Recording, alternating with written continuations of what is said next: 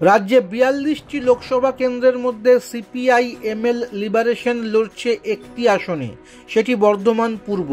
ওই একটি আসনেই লিবারেশন কেবল নির্বাচক মণ্ডলীকে বলবে তাদের প্রার্থীকে ভোট দেওয়ার কথা, কিন্তু বাকি ৪১টি কেন্দ্রে লিবারেশনের কর্মী সমর্থকেরা তাদের সীমিত সামর্থ্য অনুযায়ী প্রচার করবেন। তারা প্রচার করে বলবেন বিজেপিকে ভোট না দেওয়ার কথা, কিন্তু কাকে ভোট দেবেন মানুষ তা জনতার বিবেচনার উপরেই ছেড়ে দিতে চান লিবারেশন নেতৃত্ব।